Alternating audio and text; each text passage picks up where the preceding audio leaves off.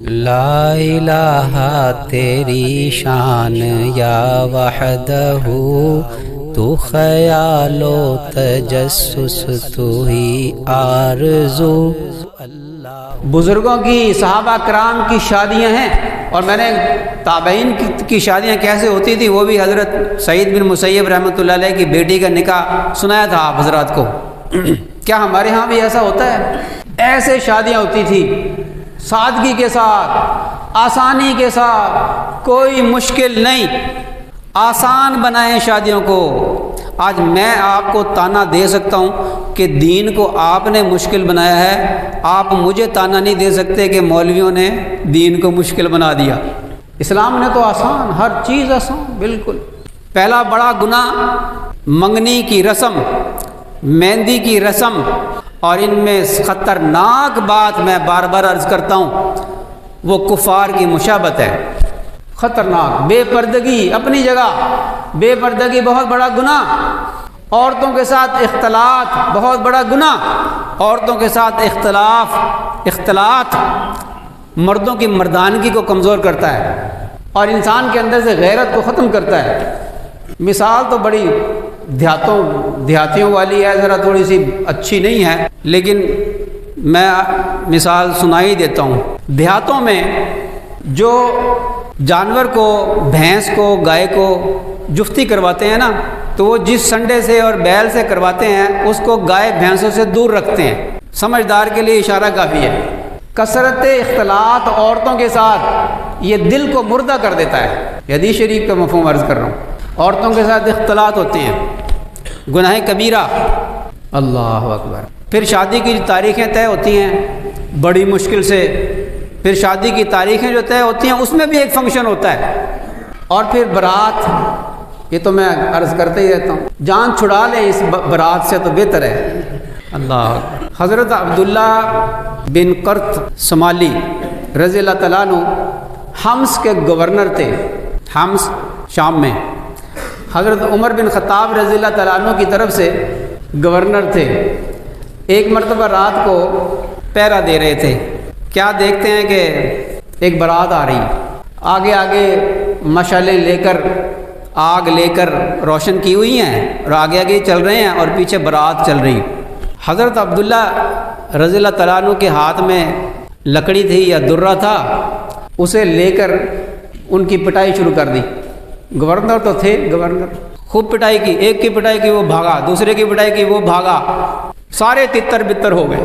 سنیے ذرا توجہ، اس برات کی پٹائی شروع کی، سب بھاگ گئے۔ صبح کو ممبر پہ تشریف فرما ہوئے فجر کی نماز کے بعد، اور فرمایا کہ اللہ تعالیٰ ابو جندلہ رضی اللہ تعالیٰ عنہ پر رحم کرے کہ اس نے امامہ سے شادی کی۔ اللہ تعالیٰ ابو جندلہ رضی اللہ تعالیٰ عنہ پر رحم فرمائے کہ اس نے امامہ سے رضی اللہ تعالیٰ عنہا سے شادی کی، اور ایک دو لپ بھر کر کھانا تیار کیا ان کے لیے، اور اللہ تعالیٰ تمہاری رات والی برات پر اور تمہاری رات والی دلہن پر لعنت فرمائے کہ انہوں نے کفار کی مشابہت اختیار کی، اور اللہ تعالیٰ ان کے نور کو دور کر دے گا۔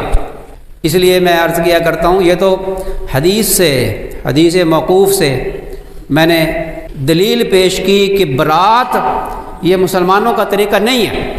اب آ جائیں حق مہر کی طرف، جس کا میں نے عرض کیا تھا پچھلے جمعے بھی، جو حضرت فاطمہ رضی اللہ تعالیٰ عنہا کے حق مہر کی میں نے بات عرض کی تھی۔ ادھوری بات بعض اوقات نقصان بھی دیتی ہے کہ انسان نے پوری بات نہ سنی ہو تو غلط فہمی پیدا ہو جاتی ہے۔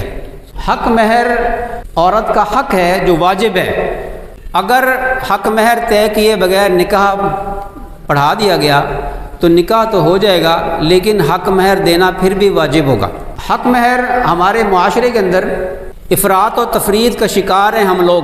ایک طرف اتنا زیادہ بڑھاتے ہیں کہ لڑکے کی طاقت سے بڑھ جاتا ہے اور اس کے لیے مشکل ہوتا ہے، دوسری طرف اتنا کم کرتے ہیں کہ اس کو مہر فاطمی کا نام دیا ہوا ہے، اور وہ تھوڑا سی رقم، میں تو جانتا بھی نہیں وہ تھوڑی سی رقم کتنی لوگ کرتے ہیں، 12 روپے کے کتنے روپے آپ جانتے ہوں گے، کسی کو معلوم ہے تو مجھے بتائیں۔ تھوڑی سی 32 روپے، تھوڑی سی رقم وہ حق مہر کا طے کرتے ہیں یہ بھی غلط اور وہ بھی ٹھیک نہیں۔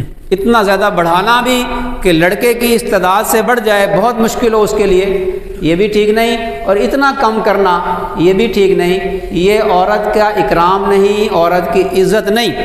اللہ تعالیٰ نے مرد کو عورت پر فضیلت عطا فرمائی ہے، اور اس کی دو وجہ اللہ نے بیان فرمائی کہ اللہ نے عورت کو، مرد کو بیوی پر فضیلت دی ہے دو وجہ سے۔ ایک وجہ یہ ہے کہ اللہ تعالیٰ کی حکمت ہے اس میں کہ ایک کو دوسرے پر فضیلت دی جائے تاکہ نظام اچھا چل سکے، عمدہ طریقے سے چل سکے۔ دوسری وجہ یہ بیان فرمائی کہ مرد عورت کے اوپر مال خرچ کرتا ہے، تو یہ حق مہر اس بات کی طرف بھی اشارہ ہے کہ مال خرچ کرنے سے ہی شروع کرو۔ عورت کے اوپر جب تم حق حاصل کر رہے ہو، تم اسے قبول کر رہے ہو، تو اسے ہاتھ لگانے سے پہلے اس پر مال خرچ کرو۔ سکھایا جا رہا ہے، تمہاری ذمہ داری ہے اس کے اوپر مال خرچ کرنا۔ اس کی بھی عزت ہے، عورت کی بھی عزت ہے اور مرد کی بھی عزت ہے۔ حق مہر اگر مہر فاطمی رکھنا ہے تو 131 تولہ 3 ماشے چاندی کے بقدر ہو۔ اللہ نے جس کو مال دیا ہے وہ 131.25 تولہ چاندی مقرر کرے۔ اللہ نے جس کو مال دیا یہ تقریباً 4 لاکھ روپیہ بنتا ہے۔ کم سے کم کتنا ہو؟ احناف کے نزدیک کم سے کم حق مہر وہ 10 درہم ہے۔ یہ 10 درہم آج کل کے درہم نہیں ہے، یہ 2 تولہ اور 8 ماشے، تقریباً 3 تولہ لگا لیں، 3 تولہ چاندی، یہ تقریباً 9,000 10,000 روپیہ بنتا ہے۔ یہ کم از کم حق مہر ہے، زیادہ ہی دینا چاہیے۔ اس میں اس کی عزت ہے، عورت کا اس میں احترام ہے، اس کی شرافت، اس میں شرافت ہے، اس میں اللہ نے حق رکھا ہے۔